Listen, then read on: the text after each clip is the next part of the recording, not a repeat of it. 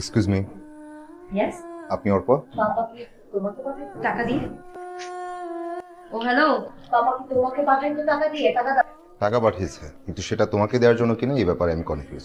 তুমি কি আমাকে তুমি করে বললা? তোমাকে কেন তুমি করে বলছি? পাশে এসে দাঁড়াও, বুঝিয়ে বলছি। What do you mean by পাশে এসে দাঁড়াও? বুঝলাম না তো। ওখানে না, এখানে এসে দাঁড়াও। তুমি কি জানো তুমি কার সাথে কথা বলতেছো? টাকাটা দিয়ে এখান থেকে ফুটো যাও। আমার সাহস কম নাকি বেশি আমি এখান থেকে যাবো কি যাবো না এটা আমার একান্তই ব্যক্তিগত ব্যাপার। তুমি আমাকে তুমি করে বলার সাহস কোথায় পেলে? হোয়াট? তোমার বয়স কত হবে? 23, 24?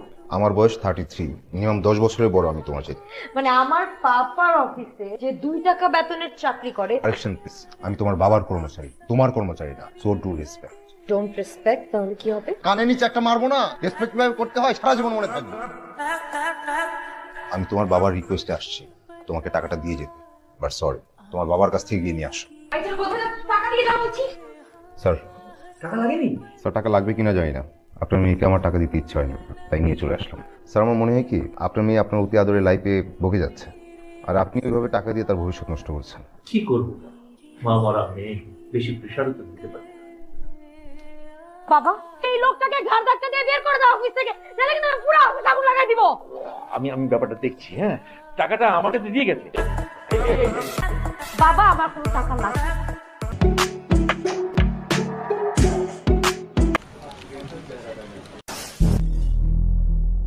কি সমস্যা কি?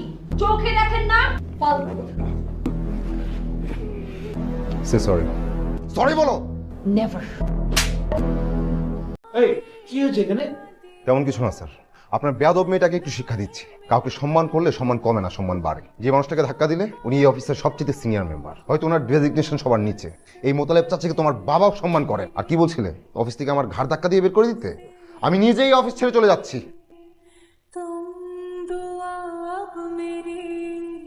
দেখো, ছেলে মানুষ, ওর জন্য তুমি আমাকে এত বড় শাস্তি দিও না। এই কোম্পানি তো তোমার একটা অবদান রয়েছে, তাই না? তোমাকে ছাড়া কার উপরে ভরসা করবো বলো তো? কোম্পানি তো তোমারও, তুমি এটা ছেড়ে কোথায় যাবে বলো? ওকে এক্সকিউজ করো। জি স্যার। Thank you.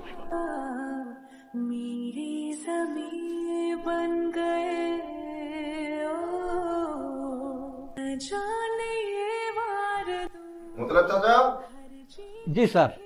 এসব কার কাজ? সারা অফিস জুড়ে রেড, ব্লু, ইয়েলো, পিঙ্ক, এসব মানে কি?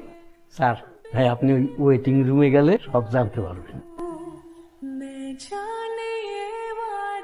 বসো বসো, এতটা ভদ্রতা আমাকে দেখাতে হবে না, বাট তোমার পরিবর্তন দেখে ভালো লাগছে।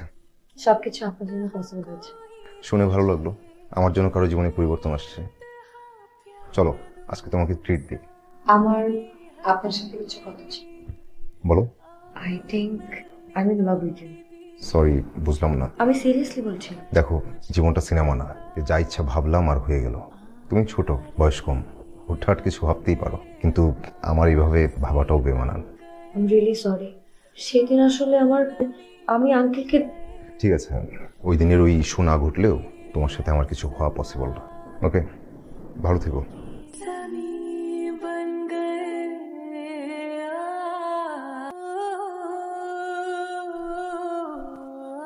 অর্পা, তোমার বাবার অফিস বলে তুমি যা ইচ্ছা তাই করে যাচ্ছ, যা আমার মোটেও পছন্দ হচ্ছে না। তুমি যদি তোমার বাড়াবাড়ি বন্ধ না করো তাহলে চাকরিটা আমার ছেড়ে দিতে হবে।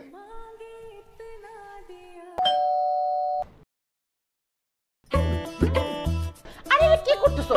এটা আদিলের বাসা না আন্টি? হ্যাঁ। আদিল আপনাকে আমার ব্যাপারে কিছু বলেনি? না তো।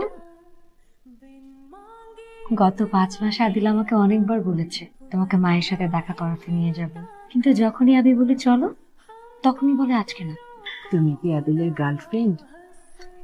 আরে আরে আরে মা, বেঁচে থাকো, বেঁচে। মায়ের জন্য এত দরদ, অথচ লুকায় লুকায় এত দূর চলে গেছো, মা কিছুই জানি না। মামা আইসতেন আপনি? আমি তো অনেক আগেই আইসতাম। মানে কি? কিসের মামি?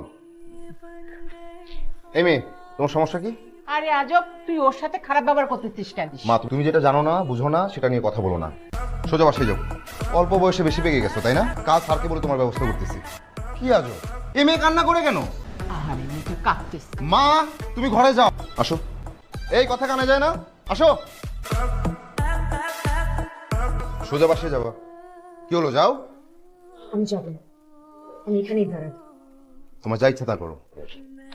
আরে দরজা খোল। হ্যাঁ মাত করো তো চলো, আমি বুঝিয়ে বলছি।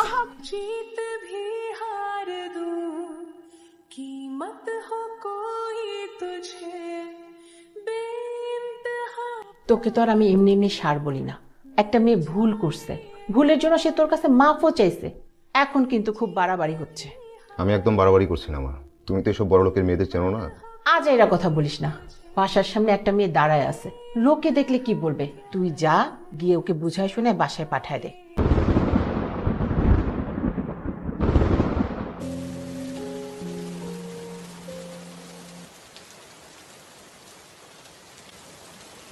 তুমি যা করছো স্রেফ পাগলামি, পাগলামি ছাড়া কিছুই না। আমি ততক্ষণ পর্যন্ত বাসায় যাব না যতক্ষণ পর্যন্ত তুমি হ্যাঁ না বলবে। তুমি যদি আর বেশি পাগলামি করো আমি সরাসরি স্যারকে ফোন করবো। ফোন করো, তাছাড়া পাপা সব জানে। আচ্ছা ঠিক আছে, বাসায় যাও, আমি ভেবে দেখছি। আমি তোমাকে অনেক সময় দিয়েছি, তুমি এখন আমাকে হ্যাঁ বলবা। ওকে, পজিটিভলি ভাববো। উফ, তুমি বলো তুমি তোমার মাকে নিয়ে কালকে আমাদের বাড়িতে আসবে। ঠিক আছে, তোমাদের বাসায় যাবো, প্রমিস? প্রমিস। এখন বাসায় যাও, নয়তো ঠান্ডা লাগবে। অর্পা, তোমার বাসায় যেতে তো লেট হবে, বাসায় আসো, চেঞ্জ করে যাও। জানো আদিল, অর্পার মা মারা যাওয়ার পর আমি আর দ্বিতীয় বিয়ে করিনি। আমার মেয়েটার মুখের দিকে তাকিয়ে আমি সবসময় ভেবেছি আমার মেয়ে যেন স্নেহ থেকে বঞ্চিত না হয়। তুমি বলছিলে না যে টাকা পয়সা দিয়ে আমি ওর ভবিষ্যৎ নষ্ট করে ফেলছি। কি করব বলো, একটা মা মারা মেয়েকে কড়া শাসনে তো আর রাখতে পারি না। আমি খুবই খুশি হয়েছি তোমার জন্য আজ আমার মেয়ের এই পরিবর্তন। সবচেয়ে ভালো লাগছে যে তোমরা দুজন দুজনকে পছন্দ করেছো। আর তোমার মতো একটা ভালো ছেলে আমি আর কোথায় পাবো বলো? ভাই সাহেব, আসেন বিয়ের দিন তারিখটা ঠিক করে ফেলি। বিয়ের দিন তারিখ ঠিক করার কি আছে? ছেলে মেয়ে যখন রাজি তখন কাল পরশুর মধ্যে একজন কাজী ডেকে বিয়ে পড়িয়ে দেবো। আদিলের সাথে আমার কিছু কথা ছিল। আদিল একটু আসবে? যা বাবা যা। সো মিস্টার আদিল, আপনার স্যালারি কত?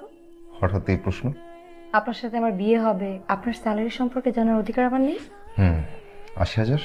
যে বাসায় থাকেন সেটা কি ভাড়া বাসা? বাবা রেখে যাওয়া ফ্ল্যাট। তার মানে বাসা ভাড়া লাগছে না। মান্থলি সংসারের খরচ আমি ধরলাম 60 to 70,000, বাকি থাকলো 10,000। 10,000 টাকা দিয়ে আপনি আমাকে চালাতে পারবেন? মানে কি? আমি প্রত্যেকদিন 40 to 50,000 টাকা খরচ করি, 10,000 টাকা দিয়ে কিভাবে চালাবেন? বুঝলাম না, এসব তো তুমি আগেও জানতে পারতে। তুমি কি আমাকে ডেকে এনে অপমান করছো? না, আমি অপমান করছি না, আমি আপনাকে বাস্তবতা শেখাচ্ছি। আপনার মনে আছে অফিসের সবার সামনে আপনি আমাকে থাপ্পড় মেরে বাস্তবতা শিখিয়েছিলেন? আশা করি আপনি বুঝতে পারছেন আমি আপনাকে কি বলতে চাচ্ছি। আপনি এই মুহূর্তে আমার বাড়ি থেকে বের হয়ে যাবেন। আপনার সাথে কোনো সম্পর্কে যাওয়ার ইচ্ছা আমার কখনোই ছিল না। ইভেন আজ অবাক হচ্ছি না, কষ্টও পাচ্ছি না, কারণ আমি বাস্তবতা বুঝি, বাস্তবতা মেনে নিতে পারি। শুধু একটা কথা মনে রাখবেন, প্রেম, সম্পর্ক, বিয়ে এসবে টাকার হিসাব চলে না। শুরুতে আপনার পাগলামিগুলো আমার কাছে স্রেফ ছেলে মানুষই মনে হতো, কিন্তু কখন যে আপনার এই ছেলে মানুষই পাগলামিগুলো আমার কাছে ভালো লাগা থেকে ভালোবাসা হয়ে গেল আমি নিজেও টের পাইনি।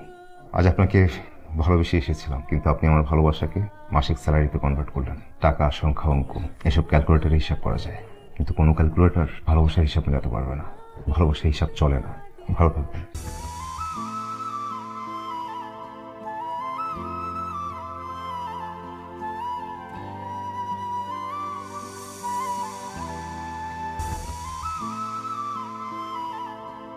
কয়দিন ধরে দেখি চুপচাপ। অর্পার বাবা ফোন দিছিল, বিয়ের ডেটটা নিয়ে কথা বলতে চায়। বিয়েটা হচ্ছে না, অর্পার বাবাকে বলে দাও সবকিছু ক্যান্সেল করতে। বিয়ে হচ্ছে না মানে কি? আমি যা বলছি ঠিকই বলছি। It's final.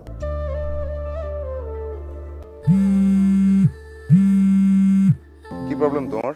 আবার কিছু নাটক শুরু করছো? আমি কোনো নাটক করছি না আদিল। তুমি আমাকে সবসময় বলতা না যাবে নাকি সিনেমা করি, আমি এখনো ঠিক তাই আছি। ফোন রাখো, আর কোনোদিন আমাকে ফোন করবে না। Please Adil, I am really sorry. তোমাকে তাড়িয়ে দেওয়ার পর থেকে আমার মনের ভেতরটা কেমন জানি শূন্য শূন্য লাগতেছিল। তুমি জানো আদিল, পুরো পৃথিবীতে আমার বাবা ছাড়া আর কোনো পুরুষকে ভালোবাসিনি, কিন্তু তোমাকে তাড়িয়ে দেওয়ার পর আমার সেই বাবা আমার সাথে কতগুলো থেকে কথা বলতেছে। যে পৃথিবীতে আমার বাবা নেই, তুমি নেই, যে পৃথিবীতে আমার থেকে কি লাভ? আবার তোমার সেই মন ভুলানোর রংঢং শুরু হয়ে গেছে, তাই না? ফার্দার যদি তুমি আমার সাথে কোনো রকম যোগাযোগ করার চেষ্টা করো, আমি কিন্তু তোমার বাবার অফিস থেকে রিজাইন নিয়ে একদম শহর ছেড়ে চলে যাবো। তুমি যদি আমাকে ক্ষমা না করো তাহলে আমি পৃথিবী ছেড়ে চলে যাব। আমি 1 থেকে 3 গুনবো, যদি এর মধ্যে তুমি আমাকে ক্ষমা না করো তাহলে আমি ছাদ থেকে লাফ দিব। 1, I 2 don't 3 care. Hello hello Arpa,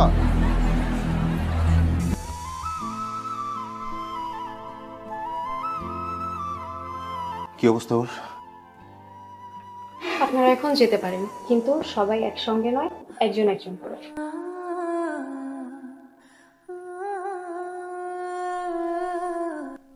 কানে ধরলে তোমাকে সুন্দর লাগে, একদম বারবি ডলের। এবার হাত নামো। আগে বলো তুমি আমাকে মাফ করেছো। এখন থেকে তোমার এসব নাটক সিনেমা বন্ধ করো। জীবনটা একটু সিনেমা থেকে হওয়া উচিত। আর কেউ মানা করলে কি আমি শুনবো নাকি? I don't care.